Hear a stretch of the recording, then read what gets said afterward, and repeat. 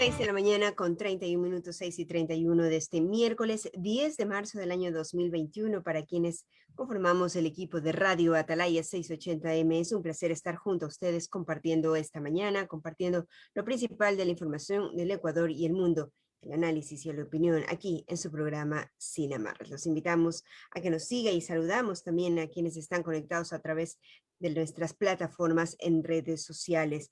Ya lo saben, nos pueden encontrar en Twitter y en Instagram como @Radio Atalaya, también en Facebook como programa Sin Amarras y por supuesto en nuestro canal en YouTube como Radio Atalaya 75. Hoy estaremos abordando una importante agenda noticiosa y también dentro de esto pues seguimos rindiendo homenaje, conversando, dialogando sobre los temas concernientes al mes de la mujer. Estará la expresidenta Rosalía Arteaga dialogando el día de hoy junto a nosotros, así que los invitamos a quedarse en este programa.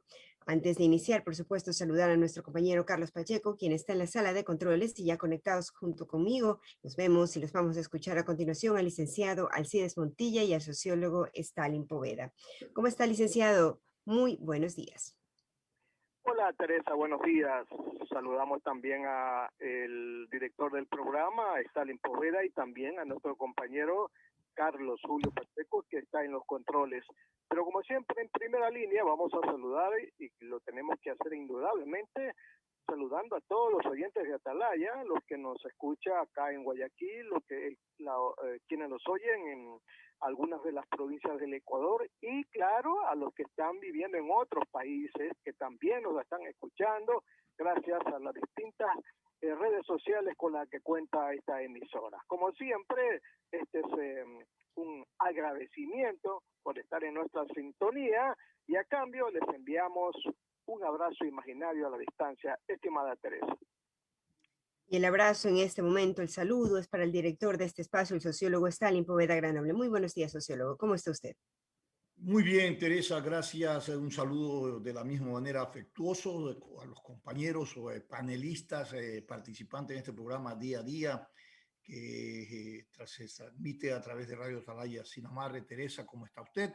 Alcides, qué gusto saludarlo, compañero Alcides Montilla, y también a nuestro compañero en los controles. ¿Quién está? Carlitos Pacheco. ¿Está o sigue de vacaciones? Está Carlitos Pacheco. Muy bien, hoy hay una agenda muy importante. Cada vez ocurre en nuestro país cosas que a veces uno no se imagina. ¿Cuántos años demoró? Vamos a analizar esto en análisis, en estudio, ¿no? La ley de educación, la reforma de la ley de educación. Impresionante, mi querido Alcides y Teresa. El día de ayer se aprobó contra todo pronóstico. Vamos a ver cuánto tiempo dura. Y eso va a depender de quién va a ser el presidente en las próximas elecciones. Vamos a analizar los titulares de los medios o impresos que hoy circulan a nivel nacional. Claro que sí, vamos a compartir junto a nuestros oyentes cuál es la agenda que proponen hoy los diarios de circulación nacional. Diario El Universo destaca en su portada: aborto por violación en caso de niñas es incluido en informe de proyecto.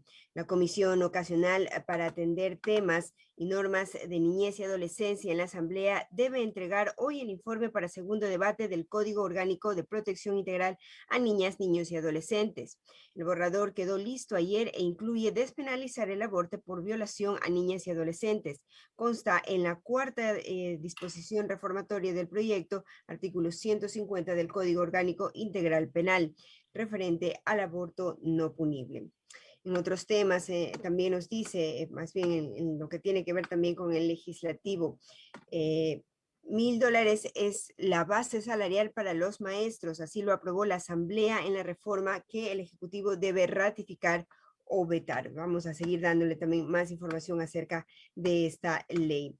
En lo que tiene que ver con salud, Galápagos completará primero la fase 1, fase 1 de vacunación. Unas 5,000 dosis de vacunas contra el COVID-19 llegarán mañana a Galápagos para la fase 1 de inmunización según el régimen. Mientras tanto, en Guayaquil hay dudas de que hasta el 30 de abril se haya vacunado a 2 millones de guayaquileños, como ofreció el Ministerio de Salud, porque las cifras no coinciden con los datos del plan de vacunación. En esta misma línea, hospitales de 2 provincias sin espacio ya. En Esmeraldas y Ambato advierten que se acaba el espacio de las camas UCI y hay más casos de coronavirus. Y este mismo tema en el plano internacional nos dice, China lanza un pasaporte sanitario. Es digital y con él sus ciudadanos podrán demostrar que se han vacunado o hecho pruebas de COVID-19. Y dentro de esto, nos cuenta también que 44 especies de mamíferos podrían infectarse, constan en esta lista. Investigación de universidades aún no determina si el contagio se da de animal al hombre o al revés. Vamos ahora a regresar a los temas locales donde también los alcaldes piden que se pague sus deudas. Al menos 160 alcaldes llegaron a Quito. En principio se dispersó las manifestaciones del AMEN, pero el ministro de Gobierno, Gabriel Martínez, los recibió para dialogar con ellos. Y dentro también de lo que tiene que ver con el clima, lluvia de lunes, que se registró sobre todo aquí en Guayaquil, la más fuerte del año. Así lo dice el INAM, y causó inundaciones, árboles caídos y carros dañados. Vamos a revisar ahora la información que destaca también Diario El Comercio. Estragos por la lluvia se intensifican en la costa. Guayaquil vivió un aguacero de 12 horas. En Manabí, los ríos Esmeraldas y Cotopaxi siguen las inundaciones. Por otro lado, también nos dice Diario El Comercio, la CONAIE definirá hoy cómo votarán en balotaje. Los dirigentes de la CONAIE y de Pachacutic buscarán una postura única para la segunda vuelta en caso de que Yacu Pérez no esté en el balotaje. Además, se prevé definir los lineamientos de su bloque, que está compuesto por 27 legisladores en la nueva asamblea. También en el plano de la salud, Chile lidera la vacunación a escala mundial. El país inmunizó contra el COVID al 21% de los 19 millones de habitantes. Es el que más rápido ha accedido, tiene el plan de vacunación en el mundo. Así también nos dice Diario El Comercio, jóvenes son los más utilizados para el sicariato, y por otro lado, deuda vuelve a movilizar a los alcaldes del país. Revisamos cuando son las 6 de la mañana con 38 minutos la información que destaca también Diario Expreso en su página web. Ex candidatas a la vicepresidencia se declaran la tercera vía de gobernabilidad. Por otro lado, demandas a de ISFA, ISPOL en agencia de la Corte Constitucional. Así también, Salud, el Ministerio de Salud se niega a transparentar la lista de los que han vacunado hasta el momento. Por otro lado, Ecuador suma 496 nuevos casos de COVID-19, nos dice Diario Expreso. Y dentro de esto, pues destaca que Galápagos sería también la primera provincia en completar la fase 1 de vacunación. Y en el plano electoral, Vargas propuso tomarse delegaciones electorales y cerrar vías para reclamar el supuesto fraude. También recoge Diario Expreso los pronunciamientos de la alcaldesa Cintia Viteri, donde Guayaquil se recolecta firmas para presionar al gobierno que libere la compra de las vacunas. Vamos en este momento a compartir junto a ustedes también un poco de lo que fue la aprobación de la Ley de Educación, información que nos llega también desde el Departamento de Comunicación de la asambleísta Dayana Paz. La transformación educativa que el Ecuador requiere se construye en democracia, como resultado del trabajo de la Comisión de Educación y de la incorporación del 95% del proyecto de reforma que fue presentado pues por Madera de Guerrero, el Partido Social Cristiano. La nueva ley contempla prevención y protección de niñas, niños y adolescentes de los depredadores sexuales mediante un plan nacional a cargo del Mineduc. Incorpora las obligaciones de la sentencia de la Corte Interamericana de Derechos en el caso Paola Guzmán. También incorpora en la malla curricular contenidos que fomenten la ética, la cívica y el pensamiento crítico. La revalorización de la carrera docente se da a través de una nueva escala salarial, derecho a 30 días de vacaciones ininterrumpidas, jubilación especial sin límite de edad. También hay menciones especializadas de bachillerato para potenciar las habilidades de cada estudiante y les permite perfilarse a la carrera de sus sueños. Y por otro lado, hay recuperación de la calidad educativa de escuelas y colegios que pertenecieron a las Fuerzas Armadas y a la Policía Nacional con el regreso a su administración. Son parte, pues, de los cambios de las reformas que se han planteado una vez que en la Asamblea Nacional dio el debate pertinente. 6 de la mañana con 41 minutos, estimado sociólogo y licenciado. De esa manera concluimos el recorrido informativo. Gracias, Teresa. Es muy interesante analizar esta reforma a la ley de educación. Pero más allá de el contenido que evidentemente venía esperando la sociedad ecuatoriana desde hace algún tiempo, porque el sistema como estaba vigente realmente era excluyente. No estaba orientado a impulsar el desarrollo humano. La educación es un pilar fundamental para el desarrollo social, ético, económico,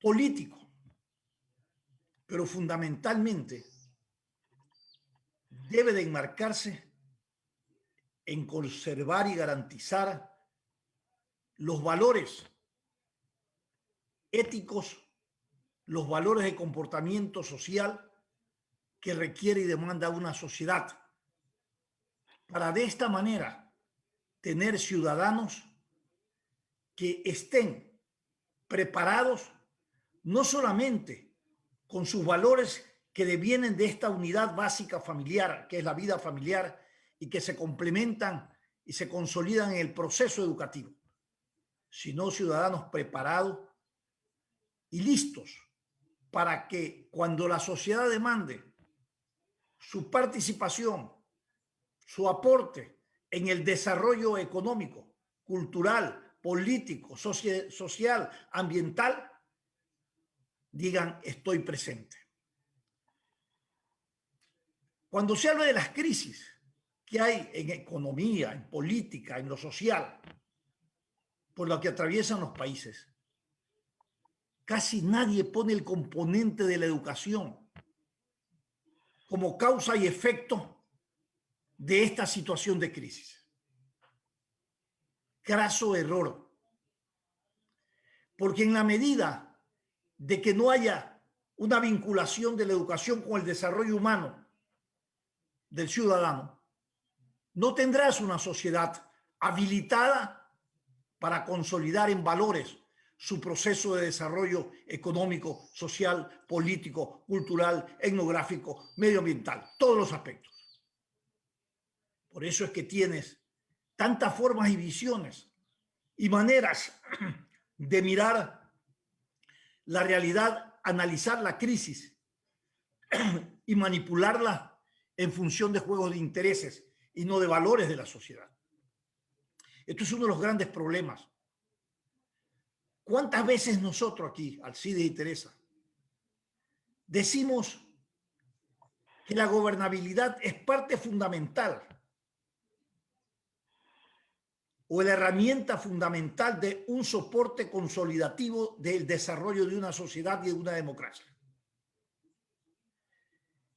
¿Y cuánta falta nos hace el carácter de la gobernabilidad en nuestro país? Escuchaba ayer una iniciativa que me pareció muy importante que hoy dio lectura Teresa, una iniciativa de la ex candidata a la vicepresidencia como una alternativa de gobernabilidad. Oiga, esto me parece tan interesante, que rebasó todo el esquema y forma de manipulación del quehacer político en la vida nacional. Ya no se trata de que fueron candidatas a la vicepresidencia, a la vicepresidencia.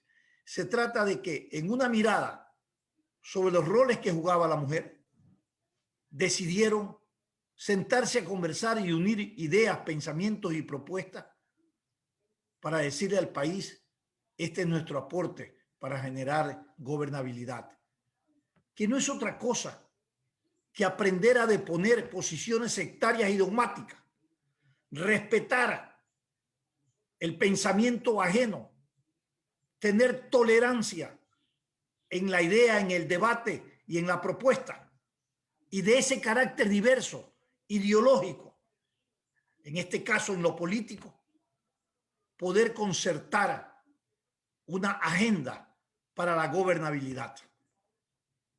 Y ese es el aporte que debe dársele al país desde la clase política, desde la sociedad civil.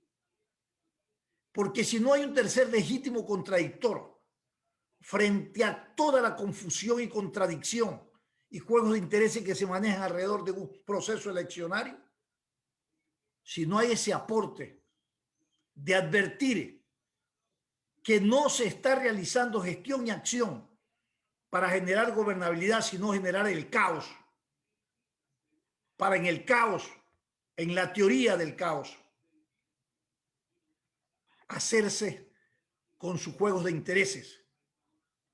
Ahí veo, escuché una declaración del señor dirigente de la CONAIE, que están pensando tomarse los consejos, al Consejo Nacional Electoral y todas sus regionales para presionar de que la teoría del fraude impulsado por ellos se concrete, pero se concrete no en función de los marcos regulatorios legales que debe de ser y como debe ser comprobado o no, o deslegitimado, sino en función de una presión social y del caos, de tal manera que buscan en una resolución al planteamiento de ellos una posición política, una resolución política del Tribunal de lo Contencioso Electoral y no una resolución en derecho, para que de esta manera se pueda trasladar un mensaje a los ecuatorianos de confianza.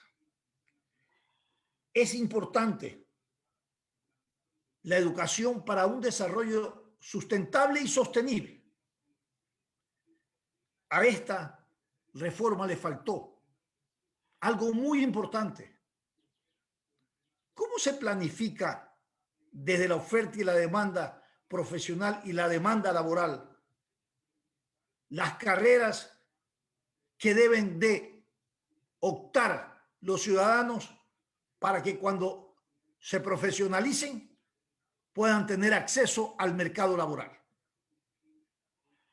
No hay una planificación, un estudio donde nos diga en estos momentos la sociedad ecuatoriana que está desarrollando un segmento productivo importante y vamos a tomar que sea el petróleo, que sea la minería, que sea otro aspecto que no sean los tradicionales, que diga en 5 años vamos a sostener el desarrollo de este renglón de la economía y vamos a necesitar tantos profesionales. No hay. Hay un carácter liberal de la opción de tomar el estudiante, el que va a la universidad. Ahora va a ser diferente, porque antes tenía que ser bachiller, ser universitario, 10.000 cosas, y finalmente fueron excluidos miles de personas que querían estudiar. Pero falta una planificación que se vincule el desarrollo de la sociedad en todos sus aspectos al desarrollo humano, y eso tiene que ver con la educación.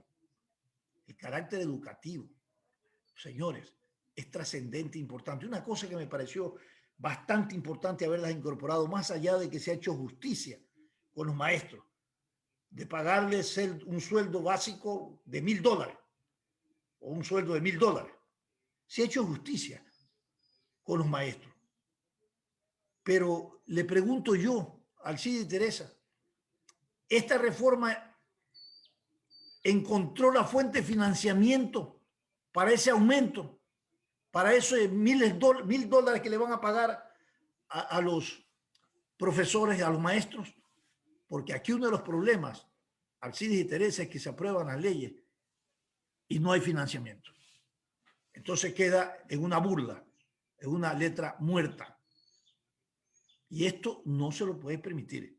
Hay que revisar. No he revisado si es que también se consideró la fuente de financiamiento para este aumento que me parece importante. Y el otro aspecto de destacar es que se incluye en la malla curricular lo que usted, yo, Alcides, tal vez Teresa también, estudiamos en la malla curricular: ética, lógica, asociación de clases, lugar natal, todo esto que crea identidades y valores en la formación del estudiante. Y que durante muchísimos años sobre pretexto de una visión o concepción nueva de la educación, nueva de qué, no entiendo, se eliminaron todas estas asignaturas. Y ahí tenemos las consecuencias de todos los problemas que hay en los locales escolares. Bien por ello, me parece que al final, tarde, pero bueno, nunca es malo, igual tarde, pero ha llegado esta reforma educativa que nos parece muy importante. Teresa y Alcide, sus comentarios. Stalin, rapidito porque no tenemos mucho tiempo. ¿Cómo? Ayer decíamos nomás que la asamblea, que le faltan poquísimos días para que ya deje de funcionar en este periodo, se dedique a tantos esos proyectos que presentaron, a tantas esas iniciativas parlamentarias, se dedican a terminarlo por lo menos, o a empezarlo por lo menos, pero no a llamar a ministros que ya no son, que no vamos a sacar nada llamando al ministro de Salud, señor Ceballos, por favor. Está bien lo que ha hecho esta comisión, ¿verdad?, sobre este tema de la Ley Orgánica de Educación Intercultural, que está desde hace muchísimo tiempo. Una reforma va, otra reforma viene, esta es como una colcha de breguet. Vamos a ver, porque todavía falta el pronunciamiento del presidente. Falta el pronunciamiento del presidente. Pero mire, Stalin, ¿qué es lo que pasa, ¿verdad?, en el tema del ingreso a la universidad? No todos pueden ir a la universidad a estudiar. En este momento, si usted deja libre el ingreso de la universidad, ¿qué es lo que la gente va a escoger esos niños, esos jóvenes bachilleres? Yo quiero ser médico, yo quiero ser abogado, yo quiero ser ingeniero. Eso no necesita el mercado laboral ecuatoriano. Alumnos, pónganse la mano en el pecho. Ustedes van a estudiar 4, 5, 6 años en la universidad. Algunos son brillantes y van a sacar 20 o 10, bueno, van a salir con un enorme título debajo del brazo, pero nadie les va a dar trabajo. ¿Sabe por qué? Porque el mercado laboral no demanda médicos, que hay en exceso, no demanda abogados, que hay recontra en exceso, no demanda ingenieros, demanda otro tipo de profesionales.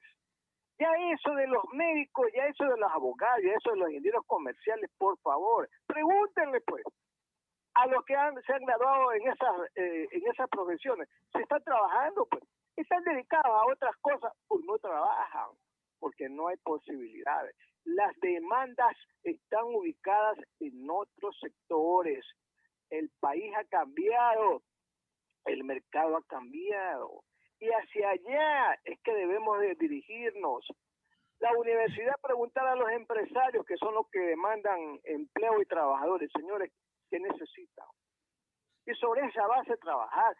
Alumnos, bachilleres, pónganse la mano en el pecho. Claro, hay muchos que les gusta ser médico, les gusta ser abogado, porque se lo dijeron o porque les nace. Está perfecto.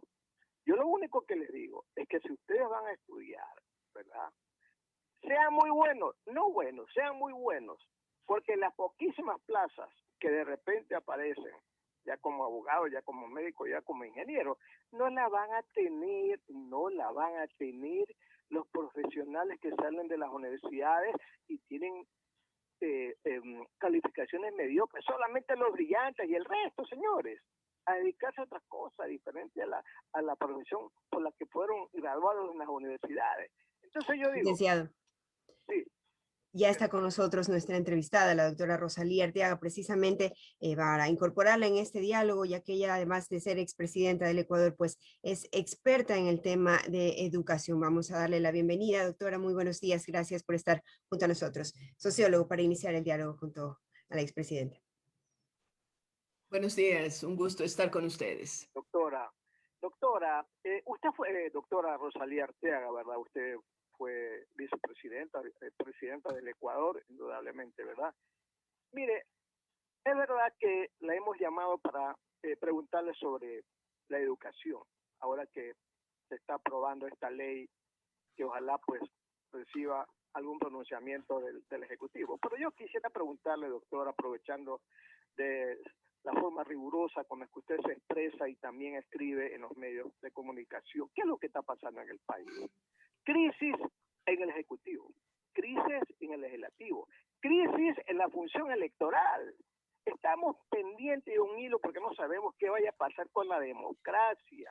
Muchos personajes que escriben en los medios escritos están llamando de que puede haber un golpe de Estado, que hay manifestaciones indígenas, si es que no se cumplen unos procedimientos en el conteo de votos. Doctora, ¿cuál es su punto de vista? ¿Qué es lo que pasa en el país, doctora Ortega? Buenos días. Buenos días, señor Montilla, y a todos ustedes en Radio Atalaya y en el país. Usted me ha hecho muchas preguntas en una. Voy a intentar resumirlas.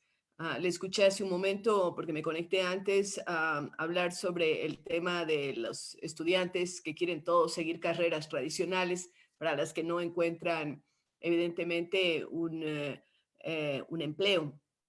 Y yo coincido, cuando fui ministra de Educación, construimos en 10 meses más de 30 colegios técnicos, por considerar que indudablemente los jóvenes tienen que salir listos para entrar o buscar empleo.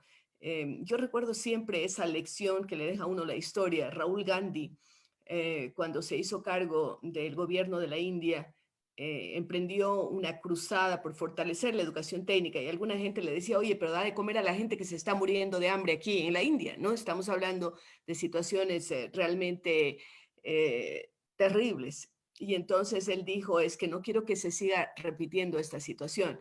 Y usted ve cómo India ha despegado como una potencia en el campo de la microtecnología, por ejemplo, construcción de chips, fabricación de softwares, y también en medicina. Justo ayer yo antes de ayer ingresé como presidenta del Women International Club, y hablábamos de esto, cómo en medicina la India está fabricando la vacuna, está fabricando una serie de medicinas que se venden al mundo entero. Entonces, con esto le quiero decir que a veces actuamos para lo inmediato y no para lo futuro. Y ese es el gran problema del Ecuador. En educación, efectivamente, ya había una crisis. No es que la crisis llegó solamente con la pandemia. Recuerde usted, y yo fui muy crítica con el gobierno de Correa, porque se cerraron las escuelas comunitarias, esas escuelitas chiquitas en que en el barrio, en el pueblo, la escuela era el elemento más importante. Fueron cerradas. Recuerdo que el entonces ministro Espinosa, a quien le invitamos en la Fundación Fidal, porque siempre invitamos a los ministros para que digan qué es lo que piensan hacer por educación, él dijo, en el Ecuador hay exceso de escuelas, de establecimientos educativos. Hay algo así, como decía, como 17.500 y queremos reducirlas a 5.000. Casi lo consigue. Por suerte no, pero fue un desastre. Acabaron con la educación bilingüe, cerraron todas las bibliotecas públicas rurales, un sistema que existía, el sistema que se llamaba el SINAF. Habrá que ver dónde están esos libros, porque nadie me ha explicado dónde están los libros de estas cientos, como 700 bibliotecas que cerraron. Entonces, ahí están los resultados, pues no se preocuparon de capacitar a los maestros, y esto con la pandemia se hizo una crisis mayor. Este rato la situación es tan grave que hay miles, probablemente 100.000 niños que están desaparecidos para las escuelas, es decir, que los profesores no los ubican, no saben dónde están. Probablemente serán hijos de padres que trabajaban de albañiles, que tenían algún trabajo en las ciudades y que al no tener trabajo se regresaron a sus tierras, porque al menos ahí pueden garantizar algo de comida, o regresaron donde los padres, etcétera, y sacaron a los niños del sistema educativo, o niños que no pueden conectarse porque no hay conectividad me decían que más del 40%, tal vez 60% de hogares ecuatorianos no tienen conectividad adecuada y no tienen los aparatos para poder conectarse. Y los profesores no están preparados para dar clases online. Muchas veces no están preparados para dar clases presenciales. Ahí está el drama. Esa es la realidad. Ahora, con la otra pregunta que usted me hace, porque me disparó una cantidad enorme de preguntas, la otra tiene que ver con la situación política y social del país.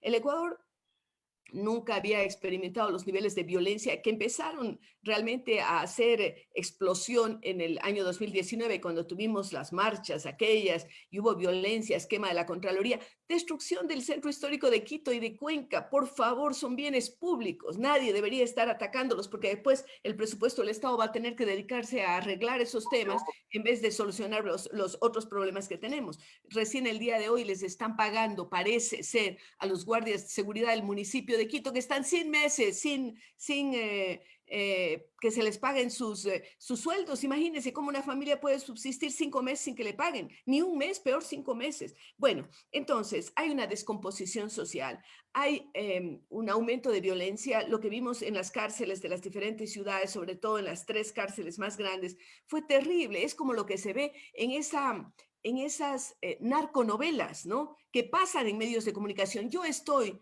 Alcides, en una campaña que ojalá usted, que es un gran periodista, me ayude, de ir en contra de las narconovelas porque son escuelas del delito.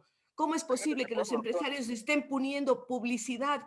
Yo diría, o sea, no, la libertad de expresión se respeta, por supuesto, pero las grandes empresas no deberían pues poner publicidad porque después les van a atacar a ellos mismos, ¿no? Con esta escuela de violencia. Está comprobado. En Colombia, por ejemplo, se han hecho análisis y se han hecho estudios que demuestran que hay una relación directa entre el incremento de violencia y esas escuelas de delito que son las narconovelas. Entonces, hay una descomposición social, hay una falta de valores. Evidentemente, no hay credibilidad ni en el gobierno ni en el judicial. Estoy viendo los escándalos de Brasil que son espantosos, ¿no? Que acaban de un plumazo liberar a Lula y no lo liberan porque es santo, lo liberan por vicios de procedimiento. Imagínese usted, qué grave, ¿no? Entonces los países en América Latina, yo trabajo mucho con países de África, de Asia, y veo que América Latina se está quedando rezagada si la comparamos inclusive con África. Antes África parecía como el continente perdido y América Latina era el continente de la esperanza. Ahora se ha vuelto al revés. Aparece América Latina como un continente perdido y África como el continente de esperanza, donde la gente está invirtiendo,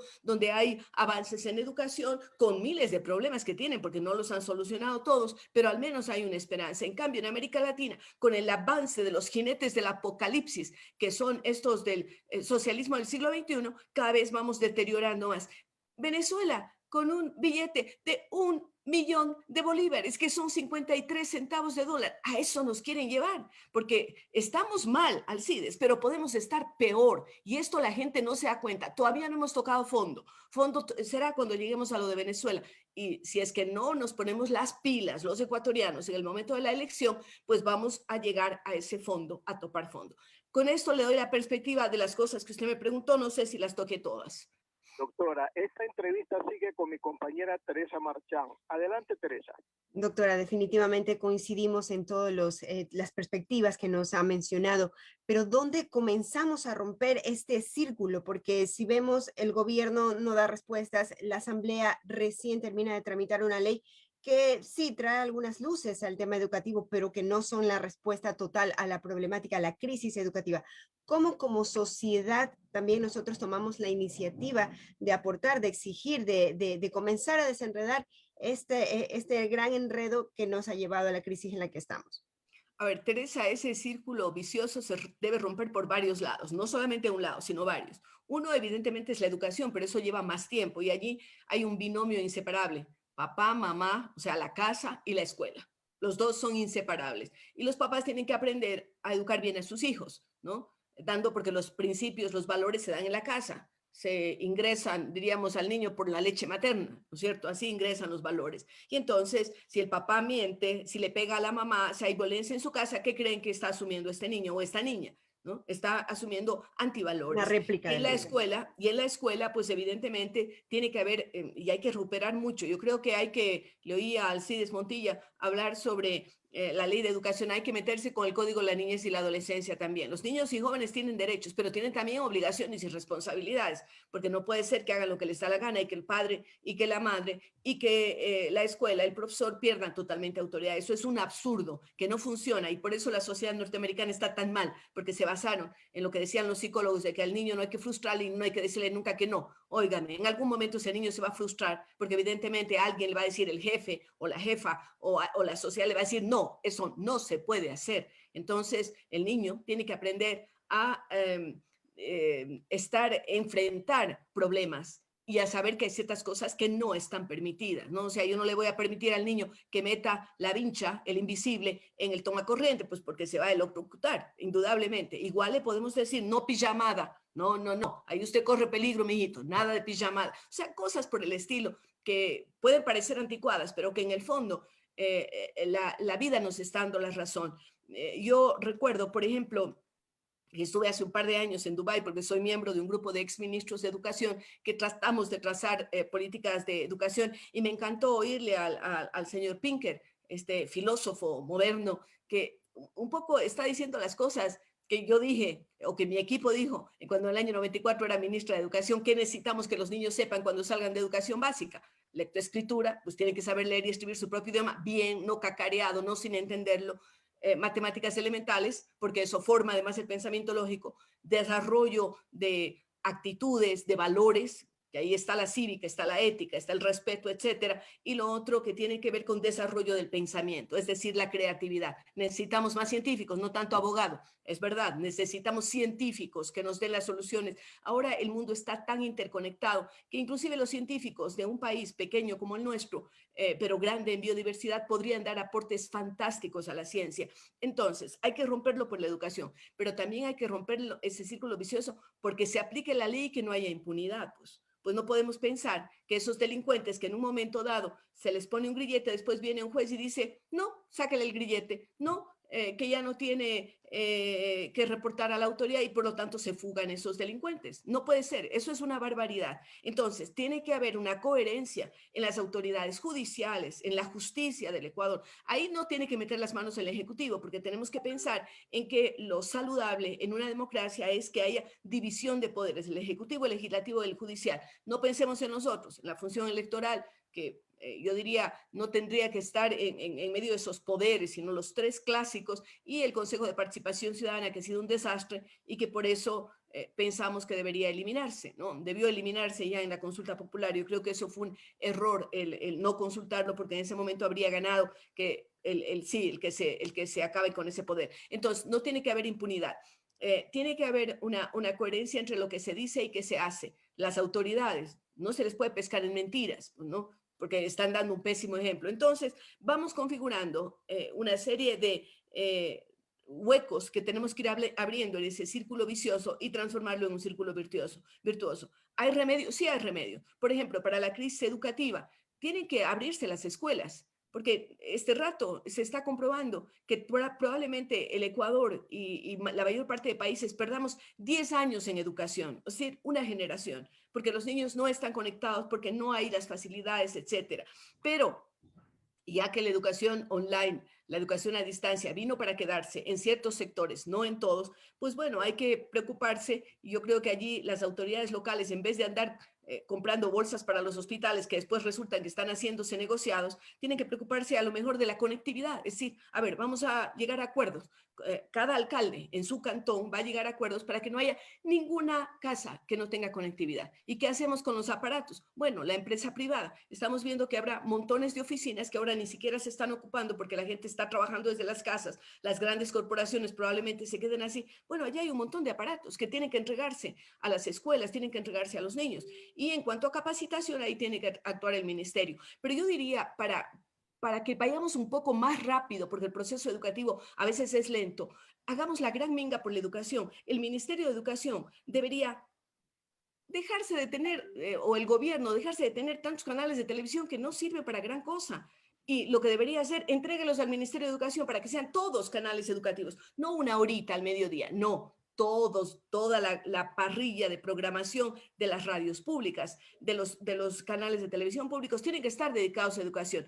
Otra cosa, debería llamarse a todos los rectores de las universidades y el Ministerio de Educación hacer un acuerdo con los rectores. ¿Para qué? Para que todos los estudiantes, no solo de pedagogía, no solo los que estudian para ser maestros, sino el que estudia para ser médico, ingeniero, abogado, hagan una contribución voluntaria, no pagada, porque ya están en la universidad pública está pagada y ya se les está financiando sus estudios, ¿no es cierto? Esa no es una cuestión de decir vamos a pagar porque probablemente no haya los recursos, pero sí para que todos esos estudiantes de últimos años se transformen en tutores de los niños. ¿Por qué? Este rato, con la crisis de la educación y la crisis de economía en el Ecuador, indudablemente que la educación pública va a sufrir una presión enorme. Los niños que no pueden ser matriculados en la escuela privada van a pasar a la pública. Entonces vamos a tener aulas virtuales o presenciales abarrotadas con una cantidad enorme de niños. El profe o la profe no puede dar abasto con todos, pero si yo tengo 60 alumnos y tengo a mi vez 6 tutores, que son estos estudiantes, ¿no? los unos sabrán de biología, pues bueno, van a reforzar en biología. Los otros sabrán de matemáticas porque están estudiando ingeniería, van a fortalecer el área de matemáticas. Entonces, yo podría poner a 10 niños a cargo de un tutor con el liderazgo del profe. ¿Que esto no se puede hacer? Sí se puede hacer. Nosotros lo hemos demostrado. La Fundación Fidal que yo dirijo tiene una escuela de liderazgo y nos dimos cuenta de que teniendo a los chicos fuera de los espacios en donde los teníamos presencialmente, había que generar algo. Entonces vimos a los ex estudiantes y les dijimos, ¿quieren ser tutores? Sí, claro que queremos ser tutores. Ha funcionado maravillosamente, con una responsabilidad, con unas ganas de incidir. Entonces, sí hay soluciones. Hagamos esa gran Doctora, minga de educación y esto nos va a dar un país diferente. doctora, esa palabra minga es tan participativa, tan involucrativa, pero ¿cómo hacemos frente a los nuevos gobiernos? ¿Cuáles son los cambios que tiene que hacer el nuevo gobierno? ¿Cuál es el perfil que tiene que poner en el Ministerio de Educación y los cambios en esta cartera de Estado para que esa minga funcione? A ver, al nuevo presidente, no digo presidenta porque ya sabemos que no hay una mujer de finalista, ¿no? Le toca una tarea muy complicada, no va a ser fácil. Va a tener que actuar con enorme responsabilidad administrando los escasos recursos del país y las enormes deudas, porque esa es la verdad, pocos recursos y muchas deudas, pero algo tendrá que hacer. Y en estos ámbitos de los que hemos estado hablando, pues tendrá que rodearse de personas primero honestas, porque ese es el primer requisito. No se puede arriesgar seguir el país en este rumbo de corrupción generalizada. Y la cabeza tiene que dar ejemplos. Ya recordamos ese proverbio chino que dice que el pescado empieza a pudrirse por la cabeza. Y eso es ciertísimo, ¿no? Es muy cierto. Entonces, el presidente nuevo tiene que demostrar que es una persona honesta y que busca colaboradores honestos. Puede parecer utópico, pero hay que hacerlo. Ojalá lo hagan. Y en el caso del Ministerio de Educación, tiene que poner una persona que sepa de educación. Ojalá que haya sido maestro, porque una cosa es estar detrás de un escritorio y otra cosa haber trabajado con niños o jóvenes en el aula. Claro que sí, lo administrativo definitivamente no se compara con el trabajo con los niños, junto con los estudiantes. Licenciado, para continuar con el diálogo ya en estos pocos minutos que nos toca. Sí, doctora. Mire, vayamos al tema electoral, ¿verdad? Porque dentro de poco vamos a tener que nuevamente ir a una definición muy crucial en el país.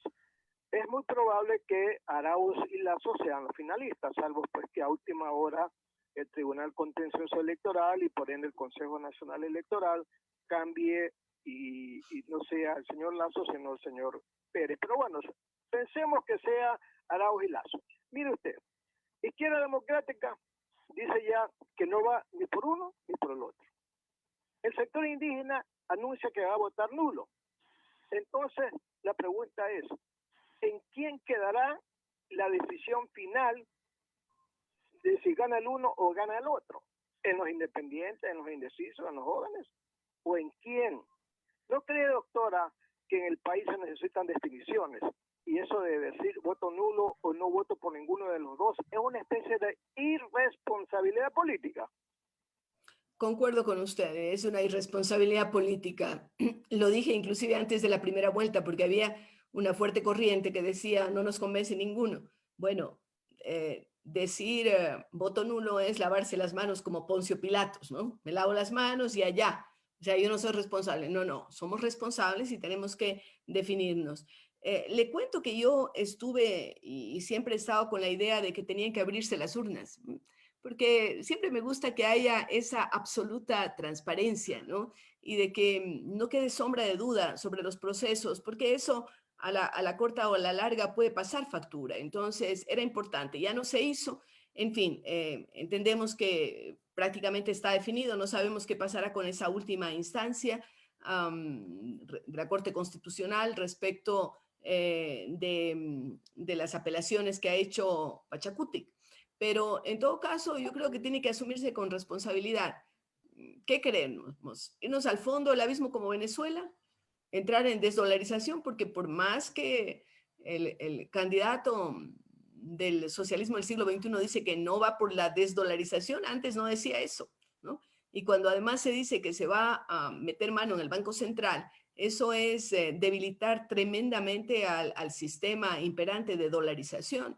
Y entonces yo creo que esta reflexión sobre todo tiene que oírla los jóvenes, los millennials y los centennials, ¿no? Porque ellos no vivieron cuando nosotros vivíamos, que había un dólar de 25,000 sucres, ¿se acuerdan? Nosotros aquí sí nos acordamos, en que uno no podía, cogía el sueldo y no sabía si le iba a alcanzar para comprar las cosas de comida. Peor, no podía planificar para comprarse una licuadora, no podía planificar para comprarse un par de zapatos porque le cambiaban de precio al día siguiente por el tema de la inflación, ¿no? Porque indudablemente el peor impuesto que se le puede poner sobre todo a los más pobres, que dependen de un salario que no crece, es precisamente la inflación, es el peor impuesto. Entonces, hay que pensar en esto y yo les invito a los jóvenes a revisar, porque a veces los pueblos tienen amnesia selectiva, ¿no? Y se olvidan de las cosas. Entonces, piensen, ¿qué tal sería regresar a una moneda que se llame cualquier cosa? Puede ser el antiguo sucre o puede ser, no sé, alguna moneda, el inti o el rumiñahui, qué sé yo, cualquier moneda que se les pueda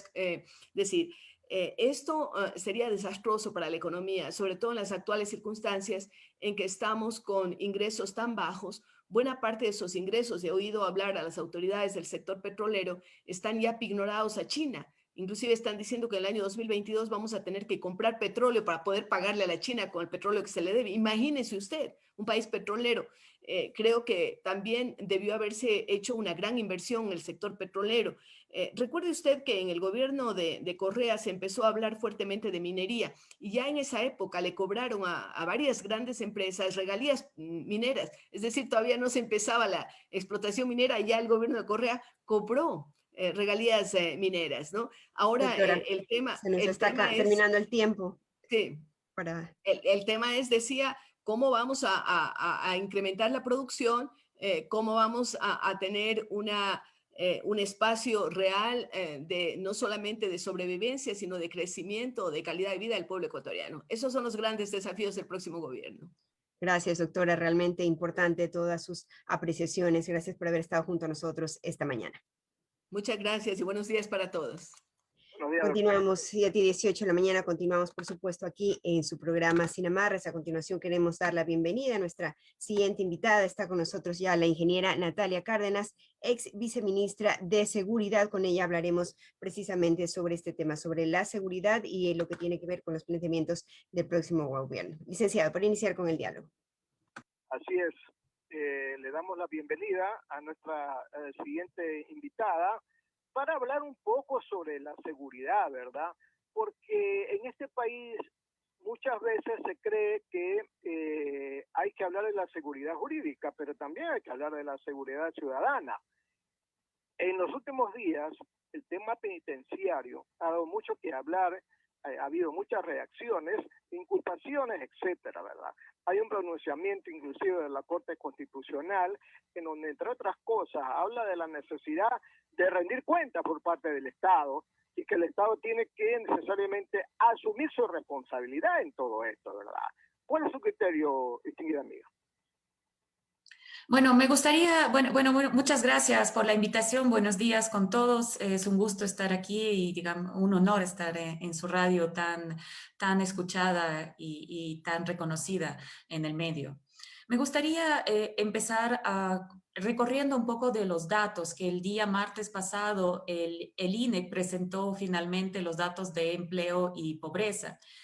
Y los indicadores tanto de pobreza como desigualdad muestran que estamos en los niveles de hace 10 años. Hemos regresado una década en desarrollo. Lamentablemente esto se traducirá en más violencia y más crimen si no se toman medidas de choque, medidas contracíclicas, de inyección de liquidez en la economía ecuatoriana. Y si lo vemos en términos absolutos, alrededor de 1.350.000 familias pasaron a la pobreza y más de 1 millón de personas pasaron a la extrema pobreza. Entonces tenemos alrededor de 2.400.000 que tienen condiciones peores que el año 2019. Y ahora las cifras están bordeando 5 millones de personas que se encuentran en la pobreza. Entonces, son unas cifras escalofriantes y por supuesto, esto si no se toman medidas económicas urgentes de generación de empleo y una inversión adecuada en desarrollo, lamentablemente esto se va a traducir en más violencia. Además, el incremento de los índices de inseguridad y el aumento de la violencia que estamos viviendo el día de hoy es un producto de un deterioro del tejido social y, por supuesto, económico, ocasionado por lamentablemente las medidas neoliberales que este gobierno ha adoptado, fomentando así la pobreza, el desempleo, la deserción escolar, como escuchábamos en la entrevista anterior, y, por supuesto, la decadencia de los servicios públicos. Hablando un poco de las cárceles, justamente en las cárceles está la población más empobrecida de la sociedad y se encuentra por diversos delitos, pero en su gran mayoría están por delitos de menores, como digamos, como el microtráfico, robo, delitos menores contra la propiedad. Pero claro, también existen los otros que están por asesinato, femicidio, el crimen organizado, pero en su gran mayoría están las personas por delitos menores, digamos. Lamentablemente en las cárceles no están los políticos o los empresarios corruptos, están los más pobres y los más vulnerables que entran a la cárcel y su situación se vuelve mucho más precaria todavía al ingresar. El día martes vivimos un hecho terrible. Yo pienso que el Ecuador entero estaba presenciando de manera horrorizada lo que pasaba en las cárceles. Presenciamos con extrema preocupación la masacre. Y no solo por el número de los asesinatos, sino por la extrema violencia y crueldad que fueron cometidos. Nunca antes hemos visto algo así en nuestro país. Y recordemos que hace unos pocos años fuimos uno de los países más seguros de la región, justamente. Esto es sin duda el resultado de la indolencia y la incapacidad. La violencia criminal ha tenido un crecimiento sin precedentes en pocos años. El Estado ha perdido su rol de un Estado fuerte que se debe imponer ante la delincuencia. La masacre de estas magnitudes, la masacre del día martes, simultáneo, es importante el tema de simultáneo, en varias cárceles del país, cuyo resultado fueron 80 asesinatos. Por supuesto, eso no es un hecho fortuito. Esto debió haber sido planificado, muy bien coordinado y, por supuesto, ejecutado. Para lo cual debieron haber existido comunicaciones, reuniones entre los PPL, ingreso de las armas. En los videos que circularon, unos videos terribles, se evidencia que hubieron armas blancas, machetes, bates, tubos. Y lo más probable es que un hecho de esta magnitud sí fue conocido por los funcionarios de este gobierno. La pregunta es, ¿por qué no hicieron nada? ¿Por qué miraron para otro lado? Ahora, como usted mencionaba al inicio, en el caso que se conocía que habría el motín y se logra demostrar que no hicieron nada, este hecho probablemente será calificado como un crimen de Estado y se deberá reparar a las víctimas y los responsables van a tener que responder ante la justicia tanto ecuatoriana como la internacional. Natalia, sobre todo cuando se trata de reos que no están sentenciados. Todavía no se ha dicho nada sobre eso, porque si no están sentenciados, es muy probable que la familia, ¿verdad?, plantee un juicio contra el Estado, ¿no le parece? Yo concuerdo con usted y no sabemos las estadísticas de cuántos de los fallecidos no están sentenciados, cuántos de estos fallecidos pueden estar por apremio. Entonces, el Estado, el gobierno tiene que mostrar, tiene que hacer una investigación. Recordemos que un PPL se vuelve custodio del Estado al momento de ingresar en un centro de rehabilitación. Aquí la responsabilidad total y absoluta es del Estado. Es responsabilidad de los funcionarios de este gobierno. No existe ningún justificativo ni legal ni técnico que exima de responsabilidad al Estado. Y aquí hay un tema importante, no debemos posicionar un discurso simplista de que esto fue una disputa entre bandas o el aumento del narcotráfico o la salida de la base de Manta, como lo quiere posicionar este gobierno. Esto es un resultado de la negligencia e indolencia de los funcionarios de este gobierno. Y como usted decía, se tiene que hacer una Los problemas en las cárceles no han sido solamente en este gobierno. Usted revisa las cifras desde hace muchísimo tiempo, no han habido solamente 79 o 80 asesinados, ha habido muchísimo más. La misma policía acaba de revelar hace poco más de 200 reos asesinados como lo fueron ese día, ¿verdad? Por riñas y amotinamientos y broncas. O sea, culpemos a todos, pues no culpemos solamente a este gobierno, pues, ingeniera Cárdenas.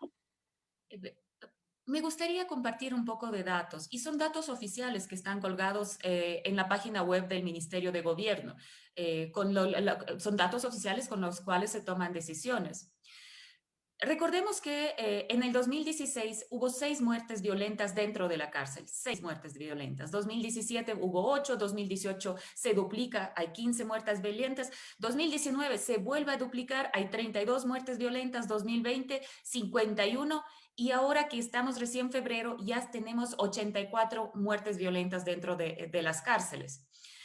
Existe un quiebre en la seguridad ciudadana en los años 2018 y 2019. Y me gustaría compartir justamente los 3 indicadores que demuestran que existe un quiebre.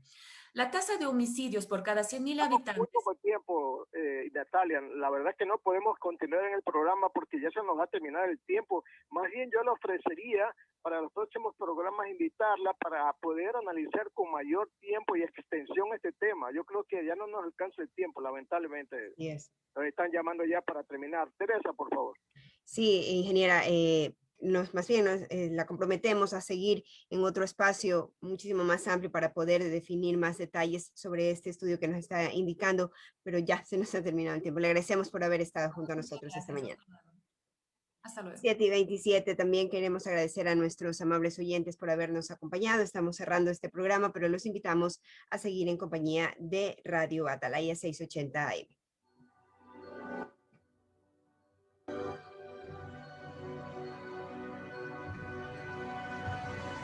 Sin amarres. Una mesa de diálogo donde sobresalen los temas de mayor interés social, económicos y políticos del país. Sin amarres, bajo la conducción del sociólogo Stalin Poveda Granobles.